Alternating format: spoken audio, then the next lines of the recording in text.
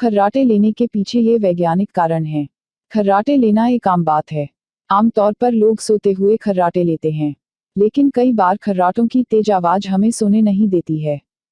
ज्यादातर मामलों में यह देखा गया है कि सबके घर में कोई न कोई व्यक्ति जरूर खर्राटे लेता ही है।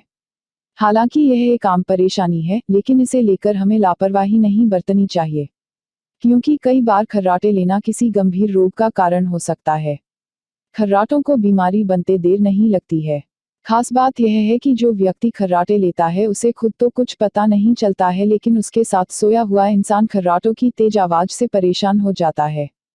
कई बार खर्राटे लेने वाले को हिलाने पर वह थोड़ी देर के लिए तो बंद हो जाता है, लेकिन कुछ देर बाद फिर से वही भयानक आवाजें आनी शुरू हो जाती हैं।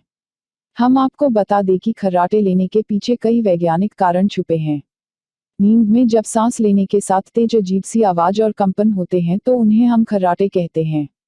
आपकी जानकारी के लिए बता दें कि खर्राटे की आवाज तब पैदा होती है जब हवा का बहाव गले के ऊतक में कंपन पैदा कर देता है। अक्सर सांस अंदर लेते समय ही खर्राटे ज्यादा आते हैं। कई बार खर्राटों की आवाज हल्की होती है तो कई बार बहुत ही भयानक हो जाती है।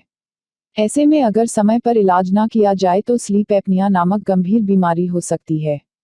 जी हाँ, इस बीमारी में नींद में सांस लेने में काफी दिक्कत आती है। इससे नींद न आने की बीमारी भी हो सकती है। ऐसा कहा जाता है कि ज्यादा थकान होने की वजह से ही खर्राटे आते हैं, लेकिन वैज्ञानिक बताते हैं कि सोते समय सांस में कोई भी बाधा आने से ही खर्राटे उत्पन्न होते हैं।